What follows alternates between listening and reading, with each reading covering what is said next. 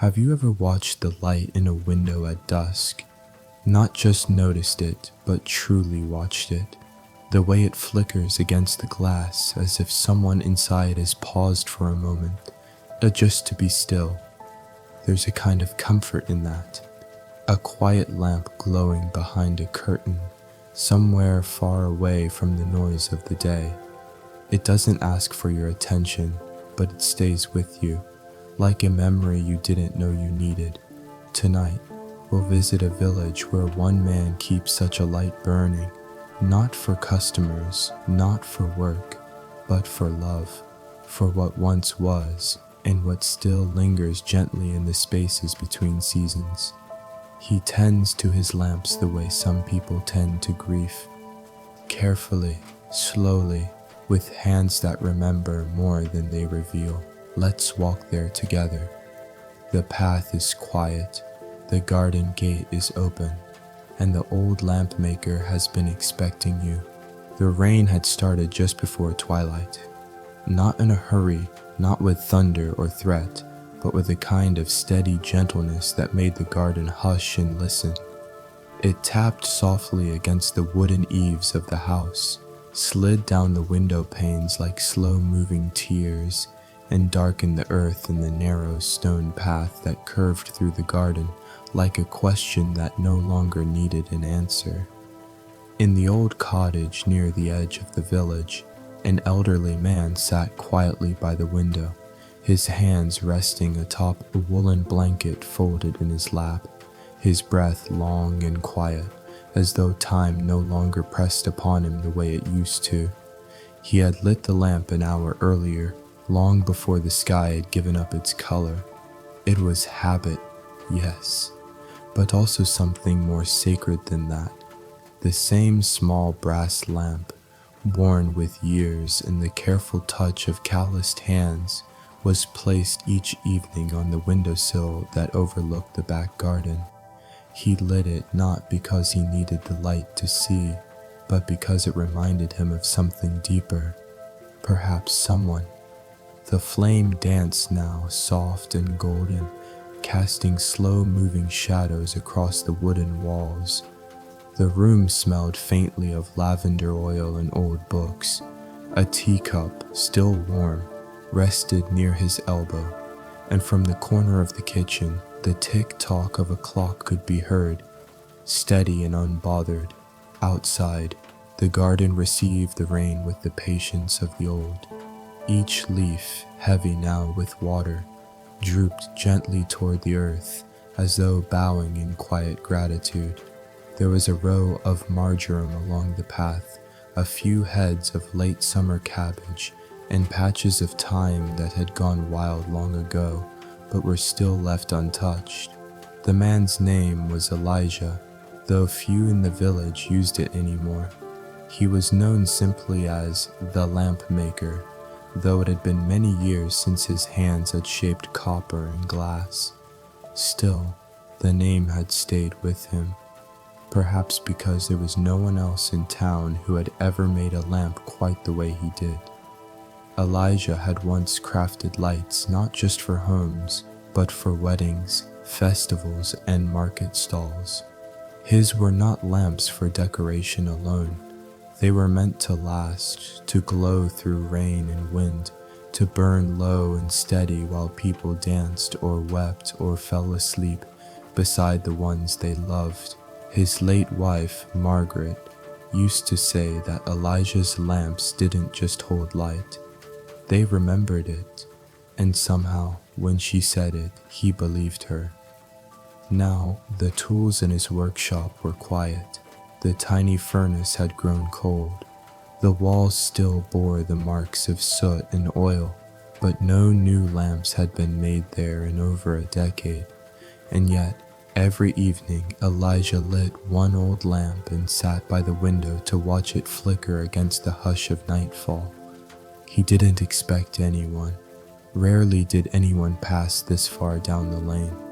The other houses in the village were closer to the square, near the market and the bakery and the chapel. Elijah's home sat just beyond the stone bridge, where the path narrowed and bent slightly before disappearing into woods. And that's how he preferred it. Not because he disliked people, no, never that, but because silence had become a kind of friend, and in that silence, memories could speak. Some evenings he would imagine her voice, Margaret's, floating up from the kitchen as she prepared something warm and simple, stew with barley and root vegetables or soft bread with honey. Other nights he'd think of her laughter echoing off the walls when the two of them danced in the workshop to music playing faintly from a radio too old to tune properly. She had loved the garden most. It was her place, a sanctuary she had shaped with care and patience, as if each leaf mattered. Even now, years after she had gone, Elijah still trimmed the hedges just the way she liked, and let the ivy grow over the wooden fence, because she had said once that ivy made things feel timeless. He reached for his cup and took a sip. The tea was milky and slightly sweet, just the way Margaret had liked it. He no longer added sugar to his own tea, but tonight he had made it her way. Outside, a robin tucked itself into the elder tree near the shed. Raindrops pattered like whispers on the old copper watering can, and the scent of earth began to rise through the open window. Elijah closed his eyes, not to sleep, not yet, but to listen more deeply. He could hear the garden breathing. He could feel the past and present sitting beside him, not in conflict, but in quiet agreement that everything was, for this moment, enough. The lamp beside him hummed softly. Its flame was small, but steady, and in a world that rushed and shouted that seemed always in search of the next thing, Elijah sat still, not chasing after memory, nor trying to hold it back, just sitting, breathing, letting the rain speak, letting the night settle, and the garden, like the old man beside it, held its light. The next morning came quietly, as most mornings did in Elijah's world. The rain had passed in the night, leaving the garden washed and glistening, the air still thick with the scent of wet earth and something faintly sweet, like mint or crushed violets. The sky was a soft gray, not gloomy, just muted, as though the day itself had agreed to speak only in a whisper. Elijah had risen slowly, as he always did, with no alarm to rattle him awake, no urgency to push him from bed. His joints ached in familiar places, but he did not mind them. They were reminders, not warnings. He moved through the house with quiet purpose, folding the blanket at the foot of the bed, brushing his teeth in the cold basin by the window, buttoning his shirt with the same care he had once used to fasten the clasps of a finished lantern. When he stepped out onto the front porch, he found it there, a small wicker basket resting neatly on the old wooden bench near the door. No note, no name, just the basket lined with a blue cloth, and inside, 2 warm rolls, a small jar of jam, and a sprig of rosemary tucked in like a signature. Elijah blinked slowly, as though trying to be sure of what he was seeing. The rolls were still warm, their crusts dusted with flour. He picked one up carefully, felt the soft weight of it in his palm, and stood there for a moment in the hush of the morning, wondering. There was no reason for anyone to bring him food, not really. He was not ill, not in need, not someone people thought of often, but the basket was there, nonetheless, simple and real. He brought it inside and set it on the kitchen table, a table that had not held 2 cups of tea in many years. He did not eat the rolls right away. Instead, he made a fresh pot of tea, warming the chipped kettle on the stove, and watched the steam curl upward like the breath of the house itself. He placed the basket on a clean cloth, found a plate, and sat slowly. The jam was strawberry, not too sweet, just enough to remind him of June. The rosemary he set aside carefully, placing it in a small glass of water by the sink. Margaret had always done that with herbs, as if to give them a second life before they were cooked or dried or forgotten. He ate in silence, the kind of silence that did not feel empty, but full, as though the air around him was holding something sacred. He did not think much about who had left the basket. He did not need to. The act itself, quiet and kind, was enough. But in the days that followed, the world around him began to shift, just slightly, like the first signs of spring that come while the snow is still on the ground. It started with the sound of children's laughter drifting down the lane, a rarity on this side of the bridge. Then came the sight of footprints in the damp soil near his gate, small and hurried. One afternoon, as he sat beside the shed sorting through a box of old lamp parts, a voice called softly from the path, "Good afternoon, Mr. Lampmaker." He turned, squinting into the light, and saw a young girl standing just outside the fence.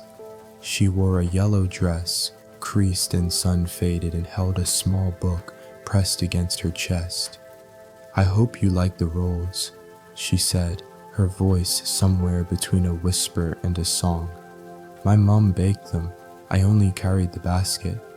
Elijah nodded, his voice slow and a little rusty from disuse.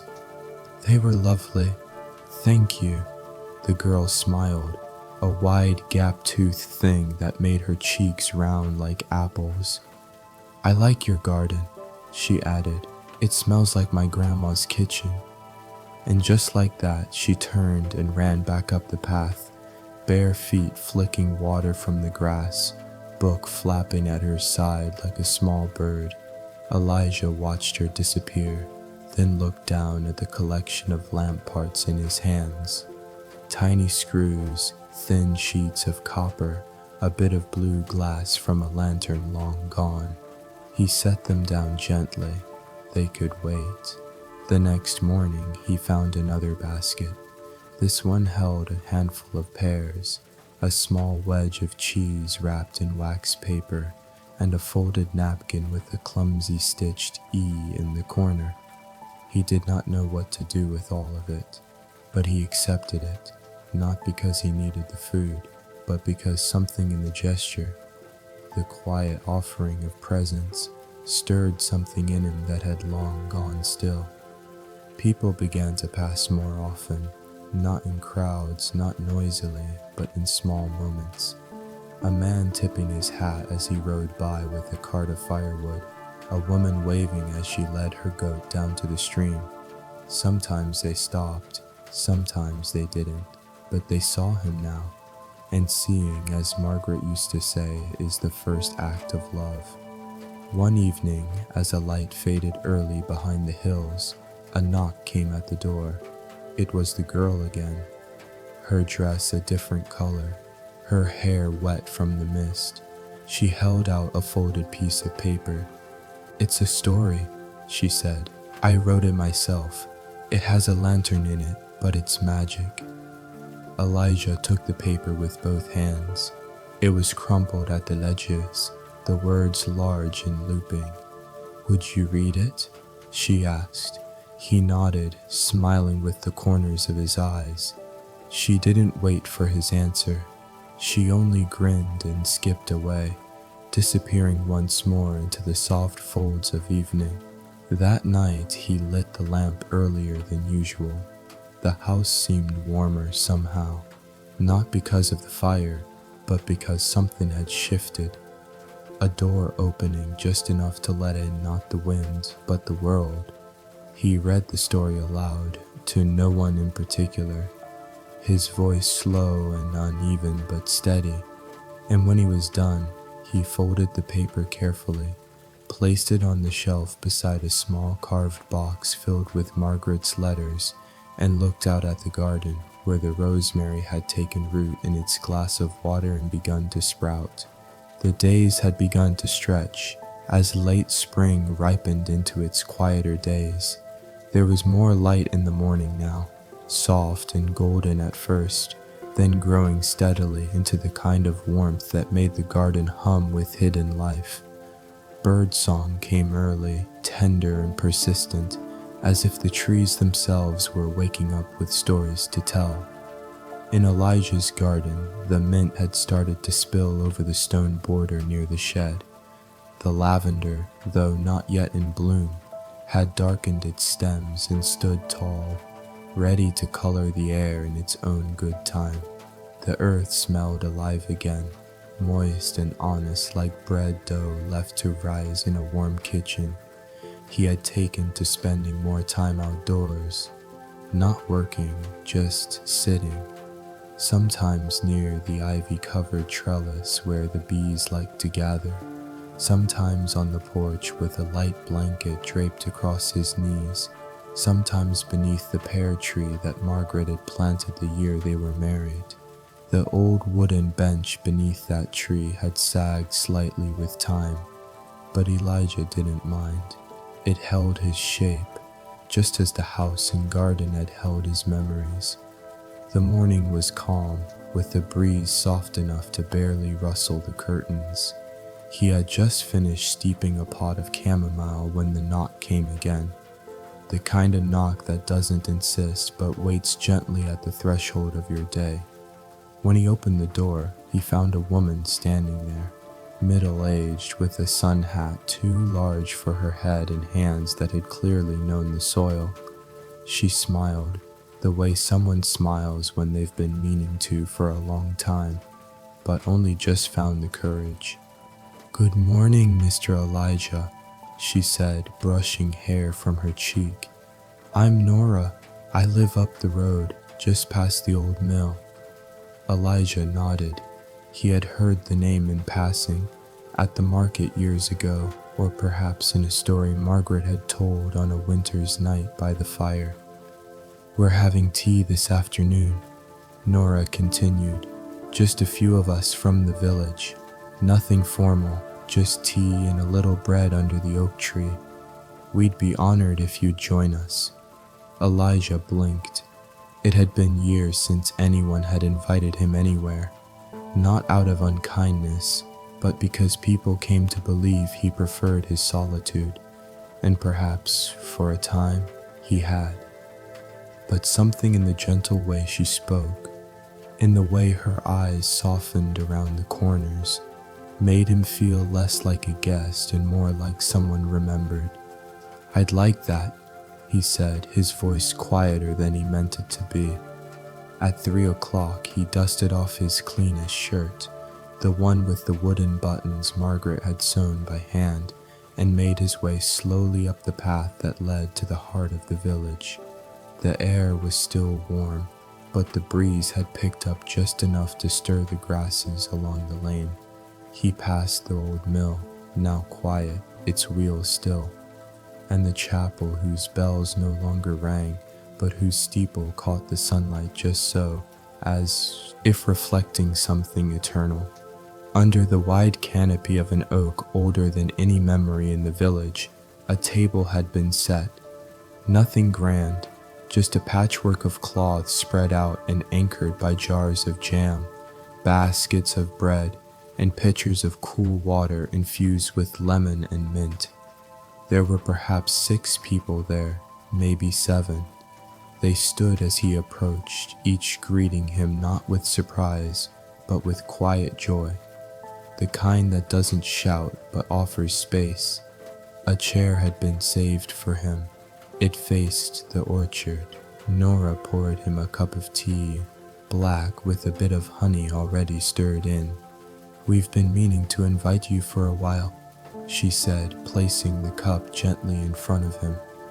"I'm glad you did," he replied. They didn't ask questions, at least not the kind that required defense or story.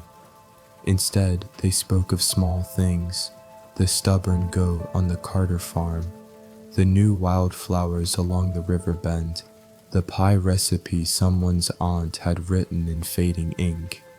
Elijah listened more than he spoke, but when he did speak, he found that his words came easily.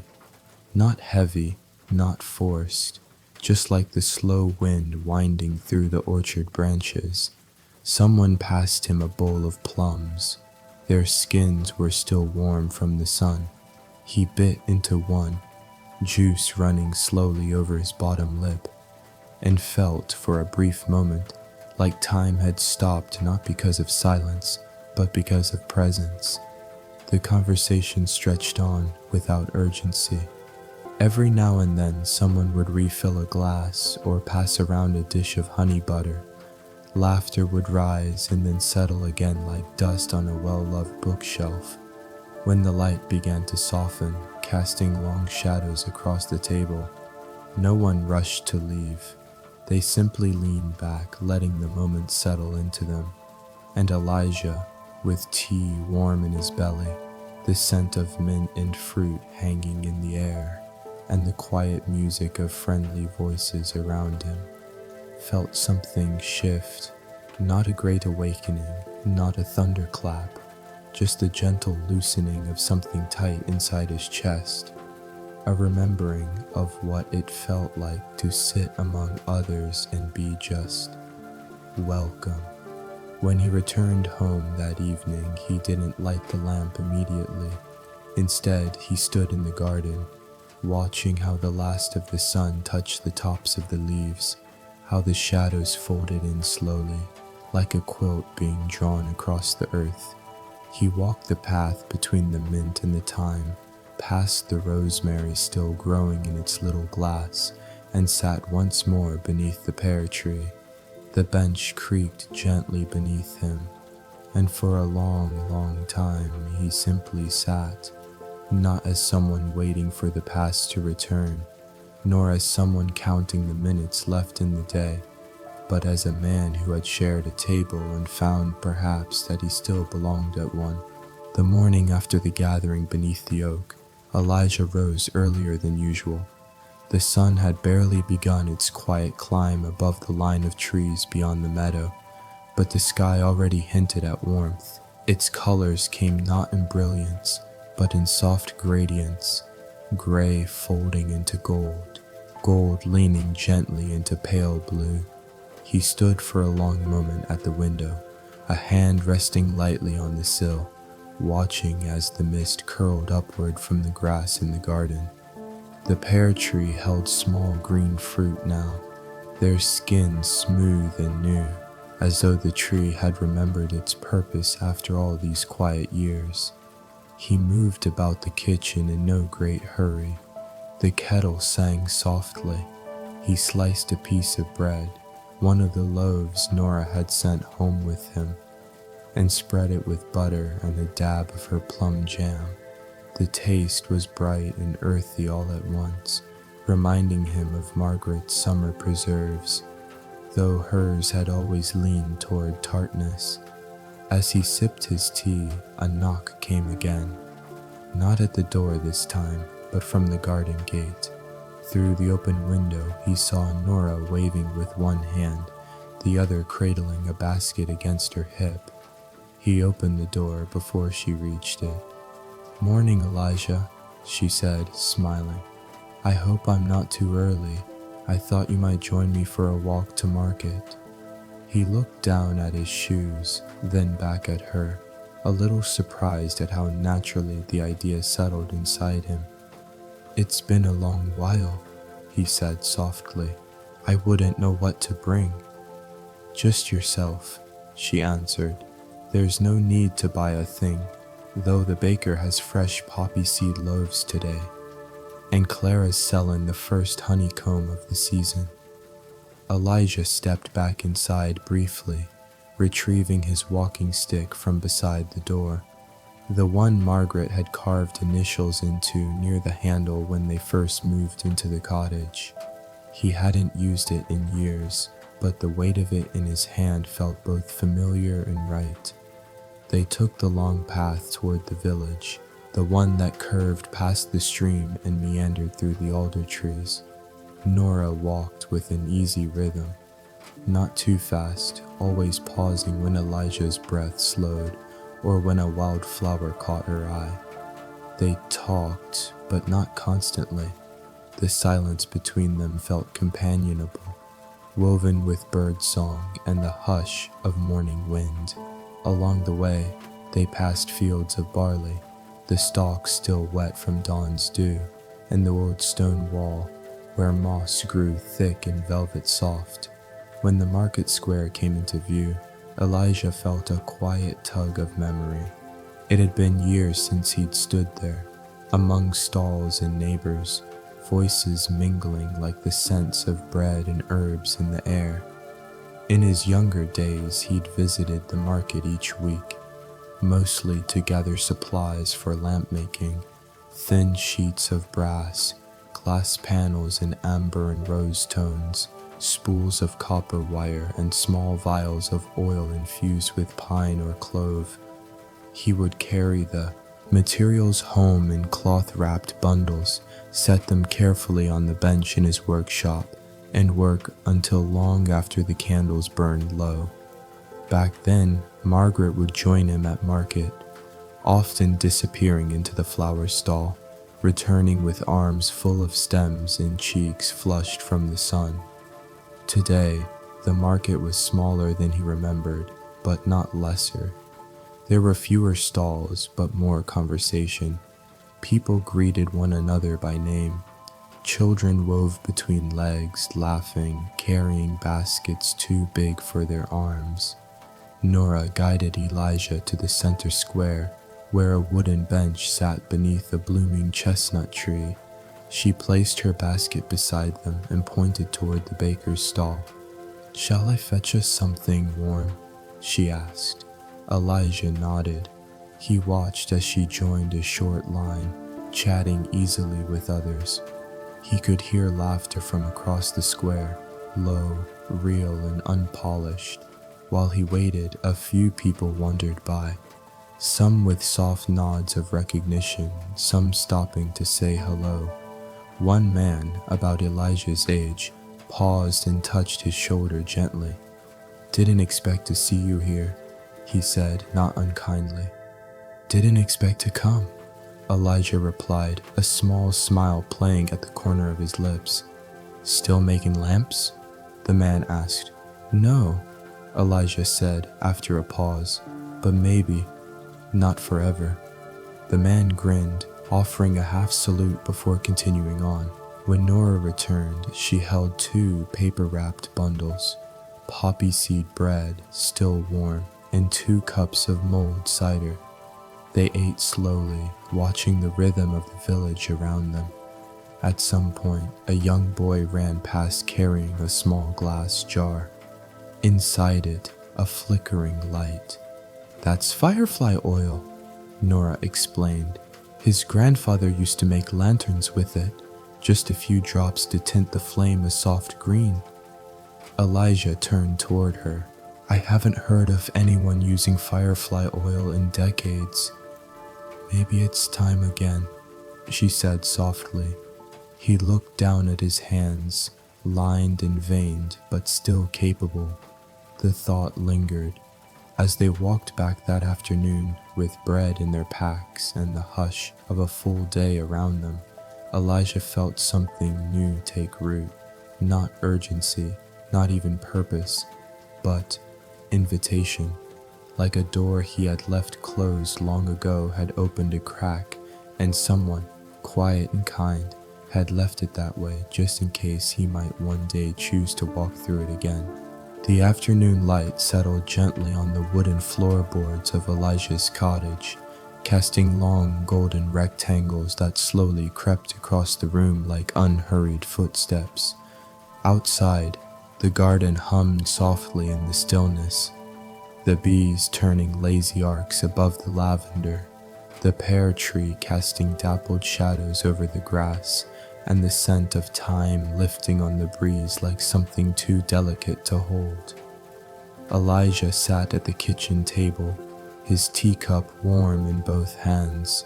The bread from the market lay on a cloth nearby, half eaten, its crust scattered in crumbs like fine gravel. He'd spent most of the day quiet, not withdrawn, but turned inward, the way a tree grows inward before it blooms again. The visit to the market had stirred something not quite memory, but not unfamiliar either. A feeling with no name, like the warmth of a coat that still smells faintly of the one who once wore it. His gaze wandered, past the garden window, across the small living room, and finally, to the door at the far end of the house. It was an old door, unpainted, its brass handle dulled with time, hinges slightly stiff from disuse. It led to the workshop. For years it had remained closed, not out of pain, not entirely, but because the rhythm of his days no longer required it to be open. Still, something in him shifted that day, as the scent of warm bread and Nora's words lingered. Maybe it's time again. Elijah stood slowly, setting down the cup, and crossed the room with the care of one stepping into a place that belonged to a different version of himself. The handle turned with a quiet sigh. The hinges gave a soft groan, not protest, just surprise. The room beyond was cool and dim. Dust hung like mist in the slanting light from the small window. Shelves lined the walls, each holding the forgotten instruments of a once familiar trade. Spools of copper wire, a box of beveled glass panels, jars of brass clasps, wicks coiled like sleeping snakes. And there, on the workbench beneath the window, rested a lamp, unfinished, untouched for what must have been 10 years or more. Its frame was delicate, slim brass arms shaped like the branches of a willow.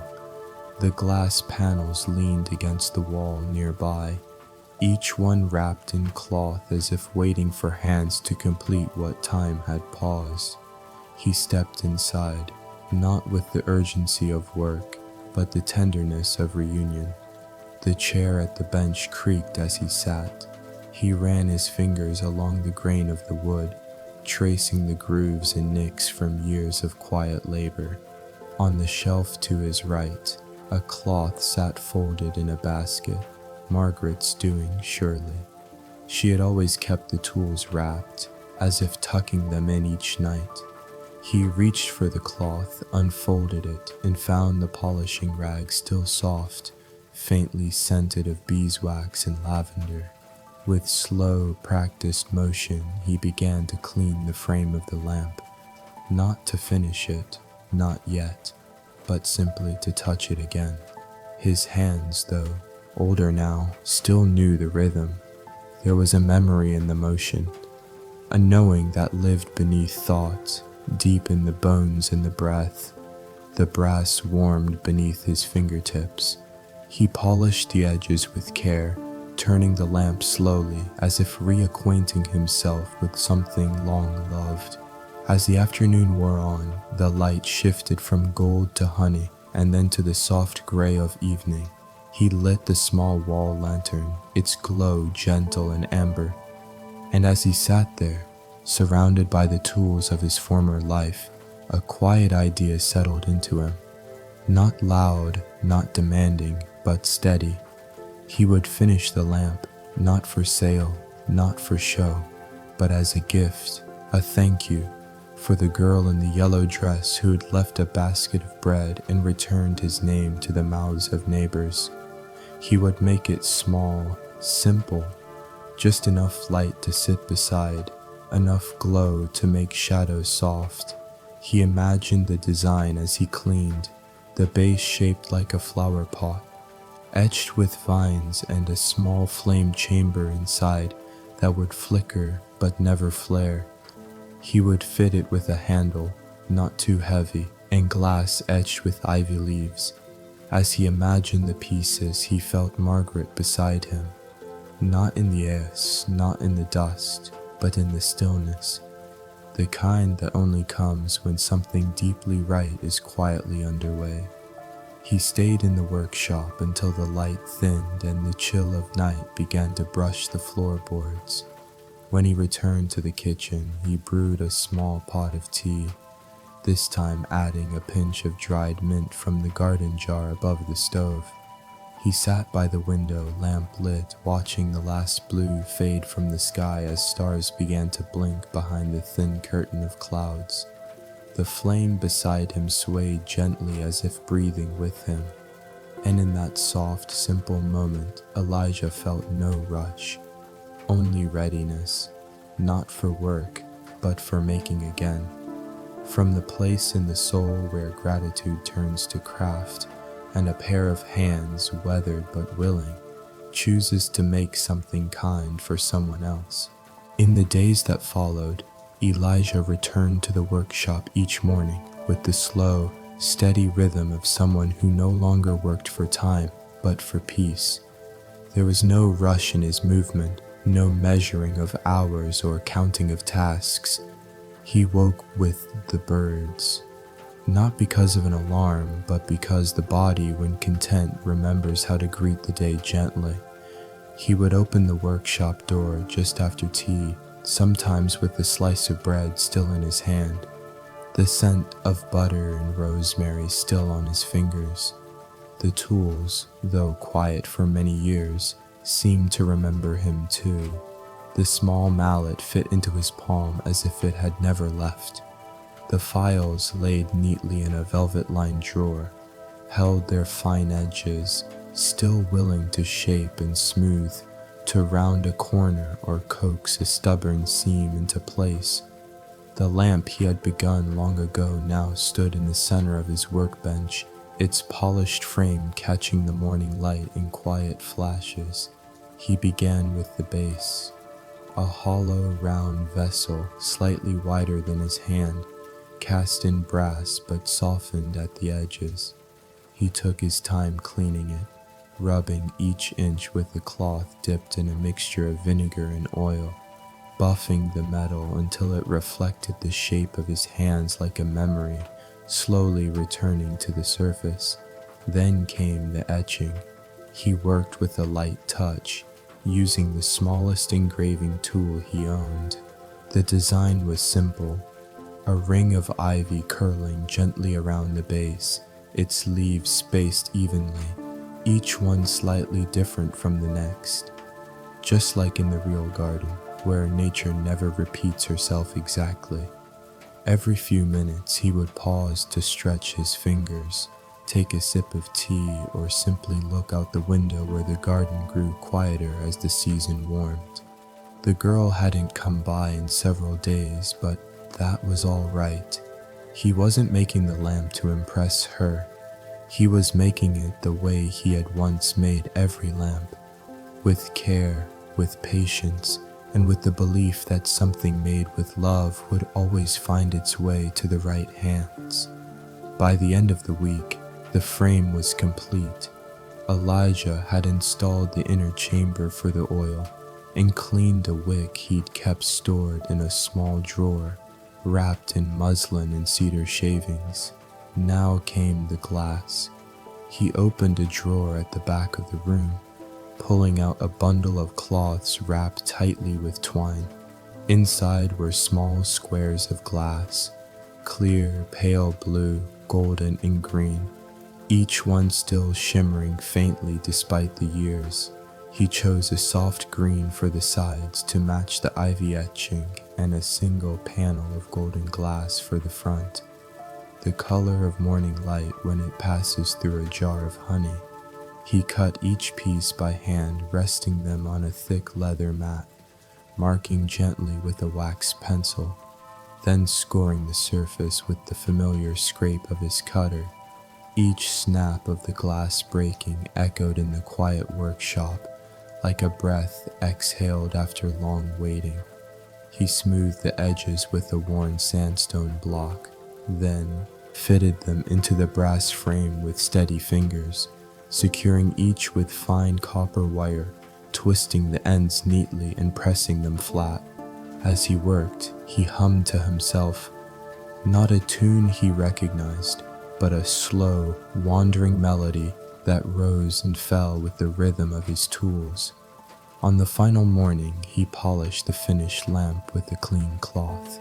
He placed it on the windowsill where the light could pass through it, casting green and gold onto the floor like dappled sunlight under trees. It glowed even unlit. That afternoon, as he trimmed the herbs near the porch, he heard the familiar patter of small feet and the creak of the garden gate.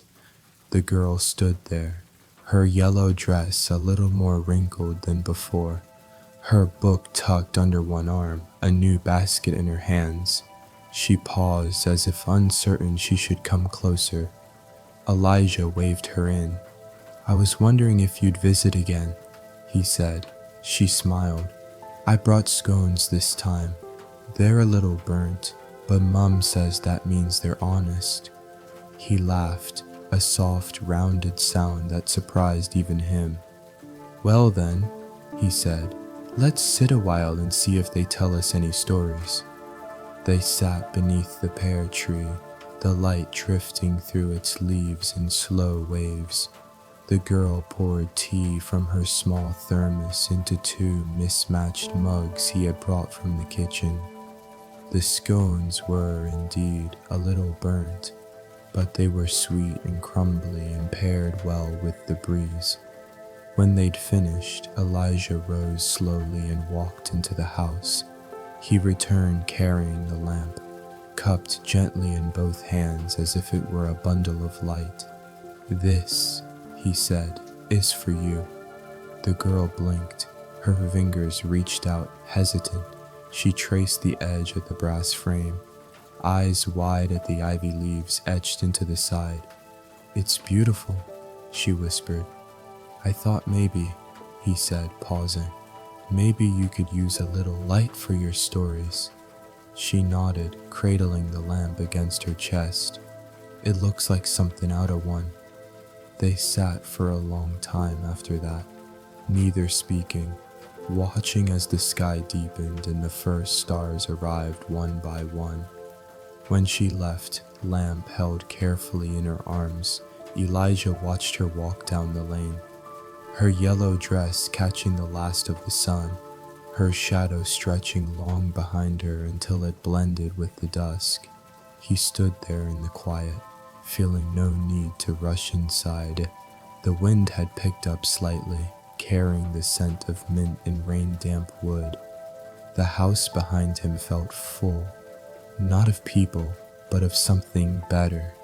Motion without noise, presence without pressure. He thought, as he walked back toward the porch, how sometimes the smallest gift, a lamp, a story, a shared cup of tea, could hold more light than anyone expected. The next few days passed softly, as if the world itself had taken a deep breath and decided for a time to move more slowly. Elijah spent his mornings in the garden, tending to the herbs along the fence, watching the small pear fruits grow heavier on their stems, and brushing the light layer of pollen from the wooden railing of the porch with the sleeve of his shirt. He had not seen the girl in yellow since she'd left with the lamp, but he didn't worry. Some gifts did not need to be followed. Still, on the third evening after her visit, just as the sun was folding itself behind the hills, he heard a voice calling from beyond the garden gate. "Elijah, Mr. Lampmaker!" It was Nora, her hand lifting in greeting as she crossed the path to his porch. She wore a linen apron dusted with flour and something green, perhaps basil or the remnants of afternoon baking. "I thought you'd want to know," she said, resting her elbows gently on the porch railing, "that your lamp is the star of the little schoolhouse now." Elijah raised an eyebrow, smiling softly. "I only made it for her stories," he said. "Well," Nora continued, "she's taken it with her every afternoon this week. The children gather around just before sunset. She lights the lamp, sits on the big stone step by the door, and reads to them. Even the rowdy ones sit still, as if the glow itself had hushed them. He chuckled. "That lamp's not magic," he said, but Nora only tilted her head. "Maybe not, but kindness, when you pass it along, has a way of lighting more than one place at once." That night, Elijah didn't light his own lamp immediately. Instead, he sat on the front step with a wool blanket over his legs and listened. The wind moved gently through the trees, carrying sounds from farther off than usual. The faint hum of laughter, a child's voice rising and falling in surprise, a silence between sentences that meant a story was being told. He imagined them there. A small circle of young faces, knees tucked under chins, elbows resting on thighs, their eyes flickering with gold as the light danced across their cheeks. And in the center of it all, the girl, her voice weaving stories like cloth, soft and wide enough for others to rest under.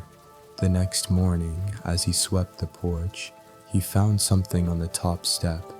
A folded piece of paper tied gently with a strand of blue yarn.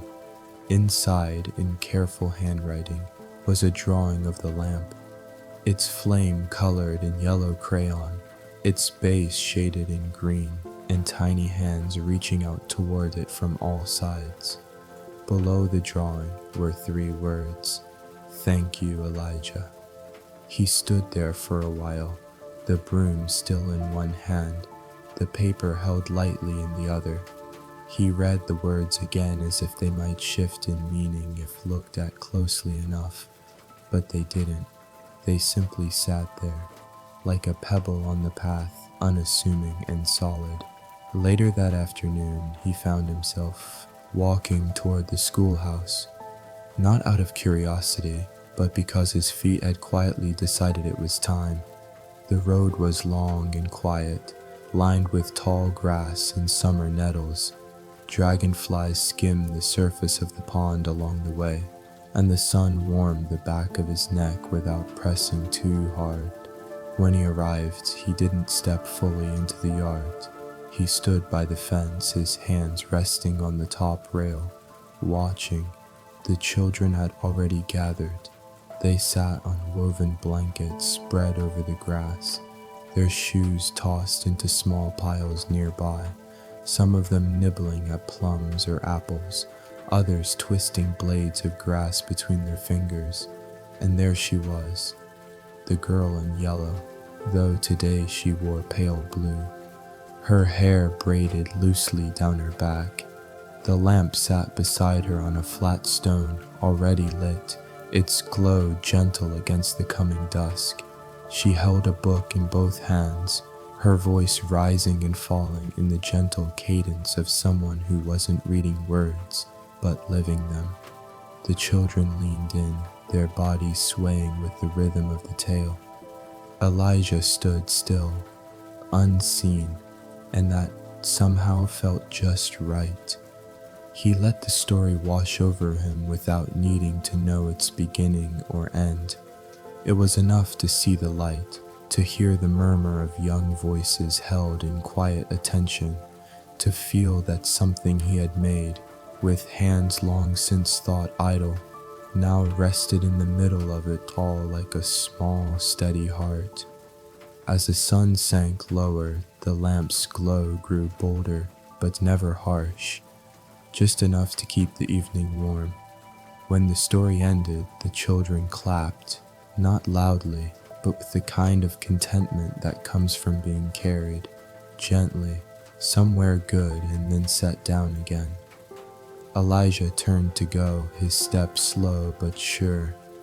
The wind picked up behind him, rustling the leaves in quiet applause.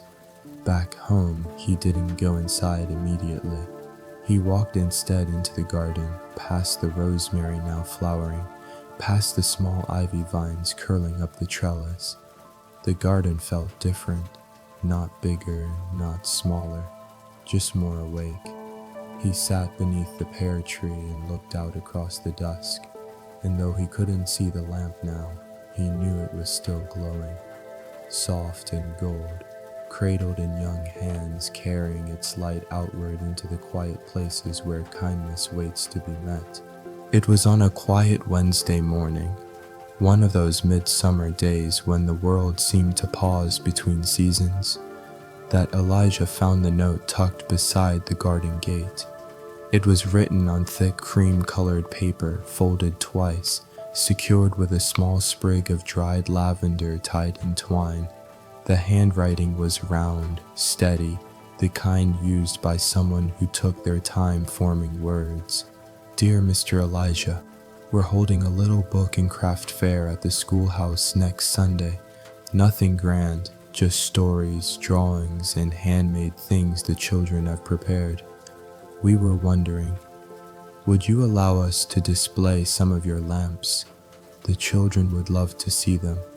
They've heard about your work, and the one you made recently has become a favorite part of their evenings. No pressure, of course, only if you feel it's right. With warm thanks, Nora Elijah stood with the note in hand, his eyes resting on the gentle curve of the letters. Above him, the wind shifted the branches of the pear tree, sending a slow rain of light across the garden path. He did not answer right away. Instead, he walked the perimeter of the garden, stopping now and then to check on the rosemary, to brush a ladybug off the rim of the watering can, to listen to the soft clicking of beetles among the thyme. The thought of the lamps, his old ones, being seen again unsettled something quiet in him. Not fear, not exactly, but memory stirred like silt in still water. Later that afternoon, he stepped into the workshop, pulling the door open with a gentle tug. The light inside was soft, golden from the west-facing window. He stood in the doorway for a long while, as if waiting for the room to speak first. It was all still there. The shelves lined with tools, the drawer of wires and fasteners, the worn leather apron still hanging by the window. And in the tall wooden cabinet in the far corner, the one he hadn't opened in years, rested the lamps, wrapped in cloth, each placed with care. He opened it slowly, the hinges creaking not with resistance but with age. Inside were 4 lamps, each one different, each one with its own history. The first was small and simple, made of maple wood and frosted glass. A bedside lamp for a young couple's wedding, if he remembered right. The second, taller and more ornate, with carved panels of copper and a domed top that once hung above the village bakery, casting a honey-colored glow over baskets of bread. The third was his favorite, not for its beauty, but for its quiet. A narrow lamp shaped like a seed pod, with inlaid filigree Margaret had etched herself. It had sat in their home for many years, on the low table by the front window. The fourth he'd nearly forgotten, a festival lantern made for the harvest season, its colored glass forming a pattern of wheat and stars. He remembered how it had looked strung high among the trees one year, lighting a small clearing where the villagers danced and sang old songs that didn't need remembering because everyone knew them. He brushed dust from their edges. The glass still caught the light as it had back then, not with brightness, but with warmth. That evening he sat at his kitchen table, the 4 lamps lined up beside him like quiet companions. He lit each one in turn, watching how their flames moved, how they breathed into the room like old friends settling in. He didn't sleep much that night, but not because he was restless. He was remembering. And sometimes when the mind drifts like a leaf on still water, sleep gives way to something better, presence. On Sunday morning, Elijah arrived at the schoolhouse carrying the lamps carefully in a crate lined with cotton and cloth napkins. He wore his cleanest shirt again, the one with the wooden buttons, His shoes were newly brushed, and he had tucked Margaret's embroidered handkerchief into his pocket, just because. The fair was just beginning. Children darted between tables carrying handmade bookmarks, tiny bundles of dried herbs, drawings in bright crayon hues. There was a stall of local honey, a row of jams and preserves, and a table where the girl in yellow, now in a soft gray dress, offered to write your name in storybook letters for 1 coin and a smile. Nora greeted him with both hands, taking the crate from him gently. "I saved you a space," she said, guiding him toward a shaded table beneath the large chestnut tree. He placed the lamps one by one, not with formality, but with care, aligning them the way you might line up keepsakes on a windowsill. People came by slowly, curious at first, then moved to quiet admiration. Children traced the edges of the glass, whispering to one another. A man in a wide-brimmed hat said, "I remember this one. Used to hang in the bakery, didn't it?" Elijah nodded, his hands folded over his lap. "It did." A woman leaned in to look at the seed pod lamp. "This one feels like it's holding a secret," she said. "It is," Elijah replied, smiling gently. "It always did. No one asked to buy them. That wasn't the kind of fair this was. People came to see, to listen, to let themselves be reminded of gentler things. By late afternoon, the sun had turned warm and low, casting shadows across the grass and filling the air with the scent of baking bread and lavender crushed beneath footsteps. Elijah stayed until the end.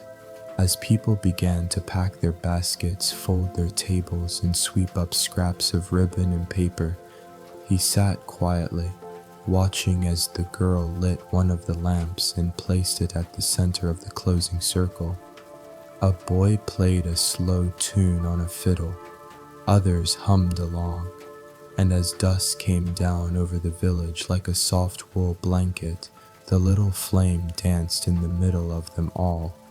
Not bright, but steady, a light that remembered, a light that had come home. The village had settled into its quiet once more.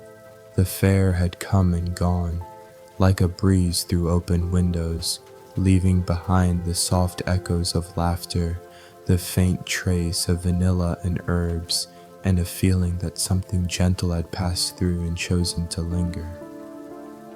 Evening wrapped itself slowly around Elijah's cottage, the sky a tender wash of lavender and gray, dimmed behind the treetops as a few stars began to show themselves, not proudly, but with the quiet confidence of things that need no announcement. The garden, too, had grown still. The bees had vanished into their hives, the mint had folded itself inward, and the wind moved only enough to stir the lowest branches of the pear tree. Elijah stood at the back door, a cup of warm milk in his hand, watching as twilight gently pulled the color from the edges of the world. It had been a long day, not in the way of burdens, but in fullness. There had been many kind faces, a handful of kind words, and just enough silence to let it all settle. He stepped into the garden slowly, barefoot, his steps making no sound against the damp earth. The grass was cool beneath his soles, and the air smelled faintly of clay and chamomile. He carried with him a worn leather-bound notebook, its cover soft from years of handling, its pages yellowed and touched by time in the corners and creases. It was the notebook Margaret had given him on their 25th wedding anniversary. "You keep your hands busy," she had said, "but you think in words even if you don't say them." He had only ever written in it when the house was quiet, after supper, when the fire was low and her breathing steady in the chair beside him. Tonight he settled beneath the pear tree, the very one she had planted long ago, when the roots were thin and hope was still something you could carry in a clay pot. The bench creaked beneath his weight in a familiar, forgiving way. He opened the notebook slowly, thumbed past the early pages, shopping lists, lamp sketches, recipes half written in her hand, and found a blank page near the back. The pen moved slowly, not hesitantly, but with the care of someone who understood that words once written could not be unwritten. Dear Margaret, it's been a while since I wrote anything down, at least anything meant for you. I suppose I never quite knew where to begin, or maybe it was that things stopped moving the day you left, and I wasn't sure which direction was forward anymore. But lately, things have been stirring again, not loudly, not all at once, just gently. He paused, letting the words rest as the wind passed softly through the leaves above him. The branches of the pear tree swayed, casting slow shadows across the page. The girl in the yellow dress brought me a basket of bread. Did I tell you that? No note, no reason, just a kindness, left quietly on the bench like something you would have done. She reminded me of you, not in the way she looks, but in how she doesn't hurry, how she sits still when she reads, how her voice wraps around the words like a thread through cloth. I made her a lamp, a small one for her stories, and she's been reading to the other children at the schoolhouse. They gather each evening around the light. I didn't expect that. I didn't expect anything, really. But somehow, the world has begun speaking again, in soft voices, in small gestures, and I find that I am listening. The pen hovered. He looked up at the stars. There were more now, scattered like seeds across the night. The garden breathed around him. The gentle croak of frogs in the distance, the hush of leaves brushing one another, and somewhere beyond the hedge, the sound of a door closing softly, like punctuation at the end of a good sentence. I wish you could see the children, the way they lean in when the lamp glows, the way their eyes reflect the light like morning dew on glass. I don't know what comes next. I don't need to. But I wanted you to know that I've begun again. Not in the same way, but close enough. The tools are out, the workshop is warm, and the garden.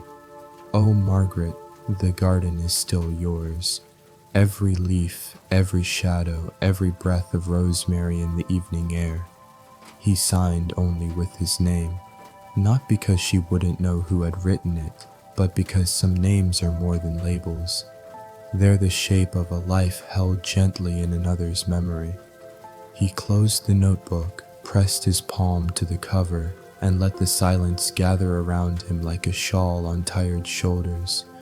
The lamp from the porch cast a soft circle of light across the path. He would return inside soon, but not yet. He stayed a while longer beneath the tree she had planted, beneath the sky they had shared. Not thinking, not remembering, just being. And in that quiet, the world felt kind. The days had taken on a new rhythm. It wasn't that Elijah did more. If anything, his movements had grown slower, his mornings more deliberate. But something about the way time moved had changed. He noticed it in the way he poured tea, not rushing the stream from the kettle, but letting it curl and rise with its own quiet grace. He noticed it in the garden, where the marjoram had gone to bloom and the bees had made a path of their own between the sage and the lavender. He noticed it, too, in the footsteps outside his fence, a growing number of them, lighter than adult strides and never in a hurry. One morning, as he sat on the porch shelling peas into a shallow bowl, he heard a gentle voice from the other side of the gate. "Mr. Elijah?" It was the girl, though today she wore a straw hat and carried a folded blanket under one arm. Beside her stood two other children. A boy with dirt on his knees and a younger girl with a lopsided braid and a face that seemed to ask questions even in stillness. "We were wondering," the girl began, twisting the corner of the blanket between her fingers, "if you might teach us." "Teach you?" Elijah repeated, lowering the bowl to his lap. "How to make a lamp," she said. The boy stepped forward, hands behind his back, then held out a small jar filled with dried firefly husks and bits of wire. "I tried," he said. "It didn't turn out." Elijah looked at the jar, then back at the three children. They weren't asking with expectation.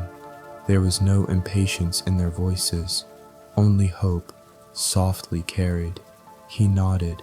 "Come back tomorrow morning," he said, "after the dew has dried but before the sun grows bold." They returned the next day, just as he'd asked, and each day after.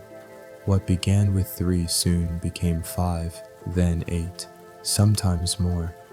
They came with baskets filled with bottle caps, scraps of ribbon, broken bits of jewelry, and questions. Could glass be blue and still glow? Could a wick burn slowly if soaked in lavender? Could light feel warm even if small? Elijah didn't give them answers. Not always. He guided, he watched. He opened the old workshop door and let the air breathe through it again. He pulled out his extra tools, the small files, the extra pliers, the box of forgotten fasteners that had waited so long to be held. They worked at the long table he'd once built for Margaret's herb drying. Now it held jars of brass tacks, spools of wire, and bowls of water for cooling hot metal or simply resting hands. Each child chose their own path. Some made lamps from clay and string. Some pieced theirs together from wood and found glass. The boy with the dirty knees, Samuel, he learned, liked to carve spirals into everything, even the tools when no one was watching. The girl with the lopsided braid, Mary, liked to sing quietly as she polished copper. She sang about stars mostly, and once a song about a field full of mirrors that made everyone look kinder. No one asked for perfection. Each lamp was its own story. Some flickered, some sputtered, but each one lit. In the afternoons, they would carry their lamps to the edge of the meadow, line them up in the grass, and wait for dusk. And when the shadows began to stretch long across the hill, they would light them together. Some stood on rocks, some knelt in the dirt, but each flame caught, small, persistent, a row of golden hearts beating softly against the coming dark. Elijah stood at a distance, leaning on the gatepost. He didn't speak much. He didn't need to. Sometimes Nora would join him, a cup of tea in each hand, her smile quiet, as if she too understood that something holy had arrived without a name. One evening, as the children gathered their lamps and the fireflies blinked overhead, the girl in the straw hat came to him. "Do you miss it?" she asked. "Miss what?" "Making them alone." Elijah looked out across the meadow.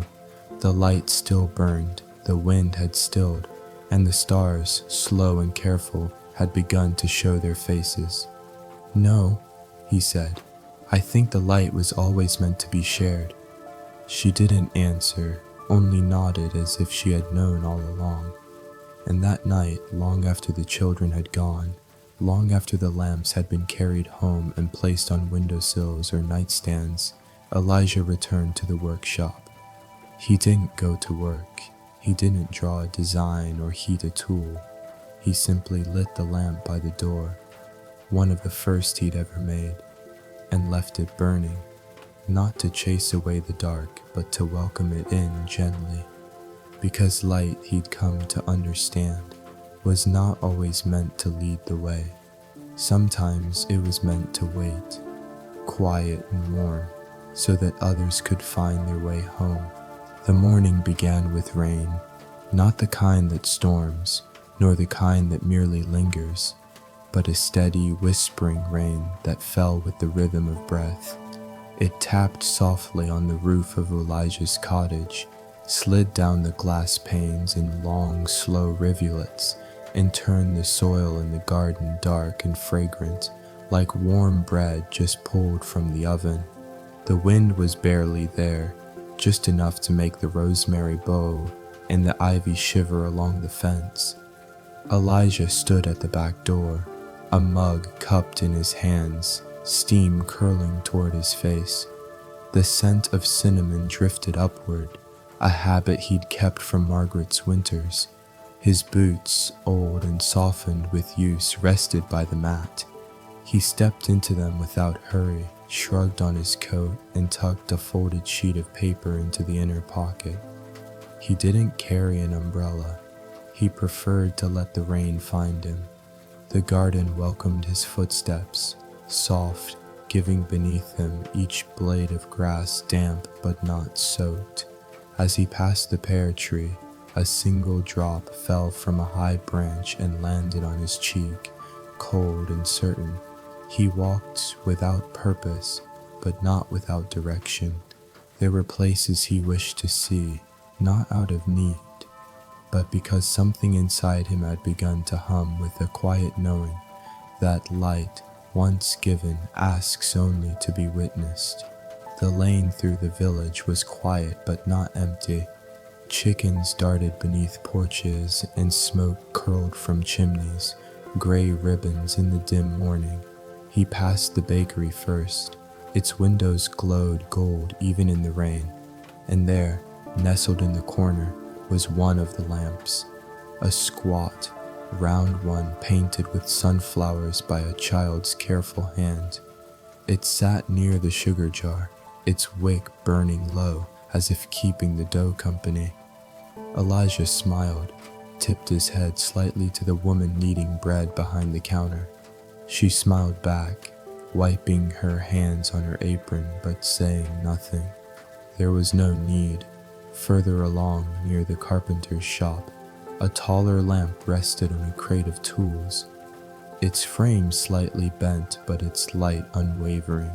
Someone had tied a string of pine cones around its neck, a boy's work, no doubt.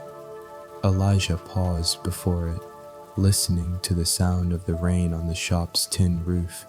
The scent of cedar drifted out, mixed with sawdust and warm glue.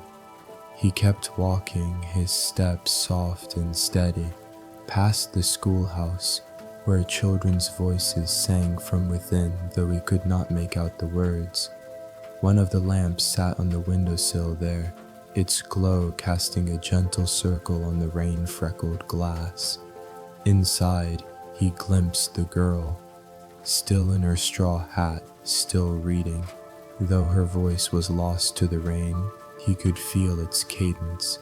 He turned down the path toward the meadow, where a few homes lay scattered like stones placed by an unhurried hand.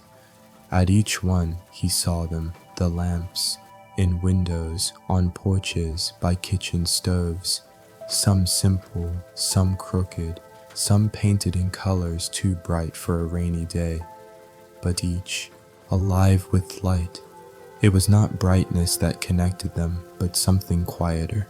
Each flame seemed to carry not just warmth, but story, as if through these tiny vessels the children had told the world that light could be made from many things, and that it should be shared.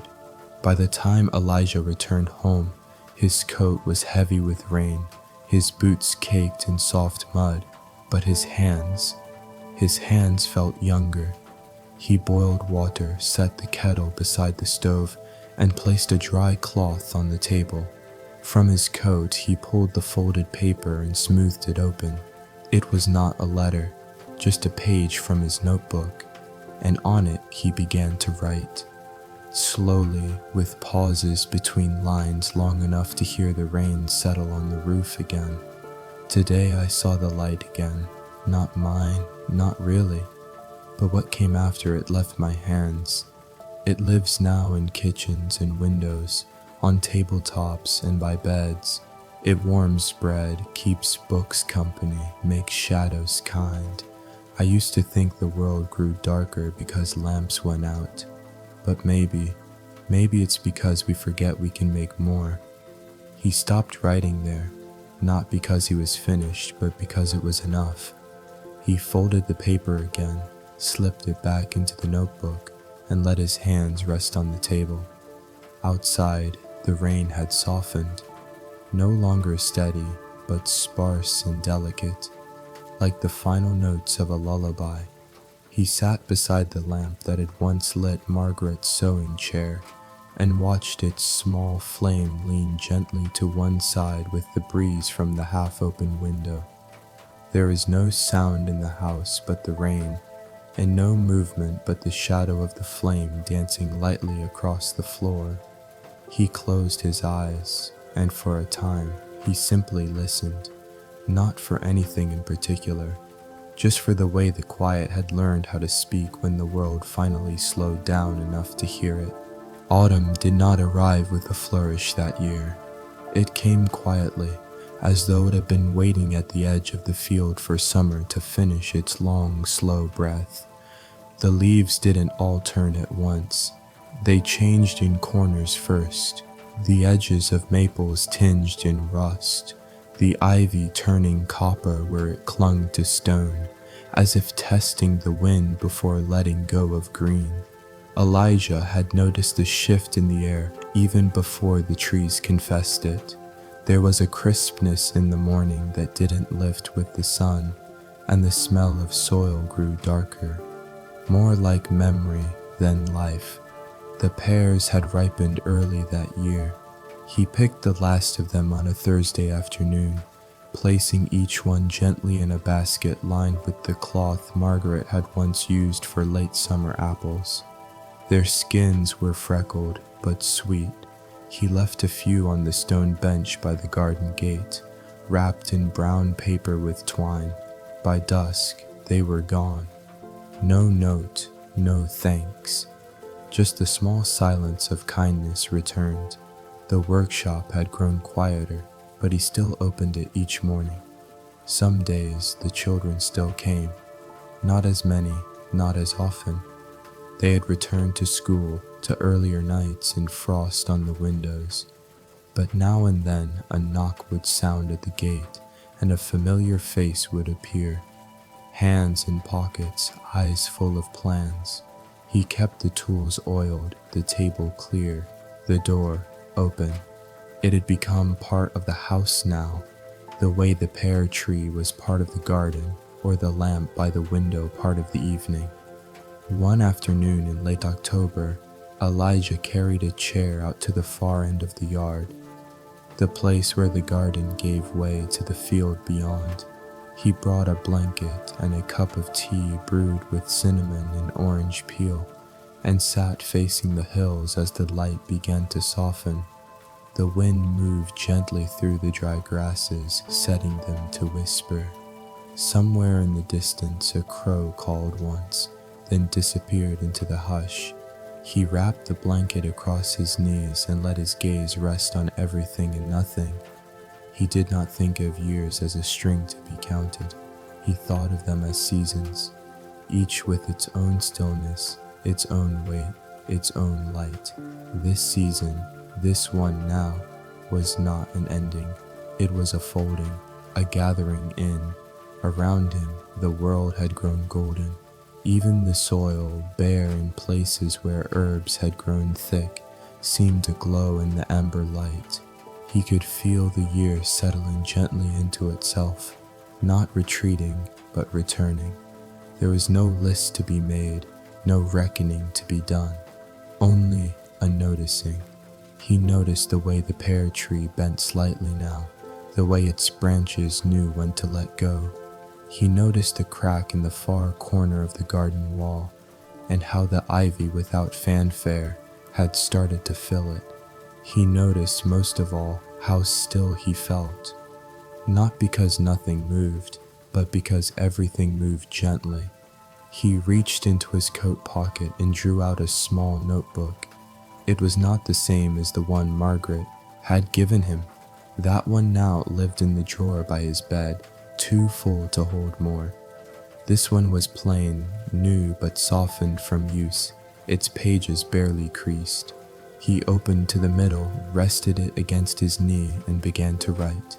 Today, the garden was gold, not bright, not loud, just quietly golden. The pear tree gave me 5 fruits this season, enough to share, enough to remember.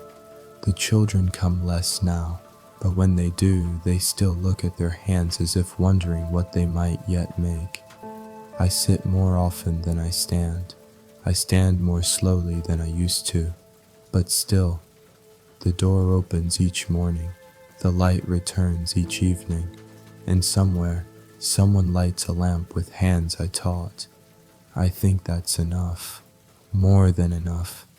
He stopped writing, closed the notebook, and placed it in his lap. The wind shifted slightly, carrying the scent of apples and something faintly like smoke. Someone's hearth lit early, perhaps, for the first time this season. He stayed there as the light thinned and the hills turned from gold to blue. He stayed until the lamps began to glow one by one through the village windows, each flicker a quiet voice saying, "We're here. We remember. We're still lighting the dark." And Elijah, with the blanket over his knees and a breath rising soft in the cooling air, smiled, not because the year had been good or easy or full, but because he had been awake for it, in the quietest ways, because he had felt its weight and still stood beneath it, rooted like the old pear tree, its branches thinning but still bearing light. And so, under a sky of quiet stars, the lamp maker rests once more in the garden. He tended with steady hands and a gentle heart. The lamps are still glowing, soft and warm against the cool night air, just enough to remind us that even in darkness there is care, and even in silence there is love. Wherever you are tonight, may peace settle over you like falling leaves in autumn, soft, slow, and certain. You've done enough. You've carried enough. Now, it's time to rest. If this story brought you even a moment of calm, I'd love to know. And if your heart is still listening, what kind of story would you like to hear next? Sleep well, dear listener. We'll meet again, somewhere quiet, somewhere kind.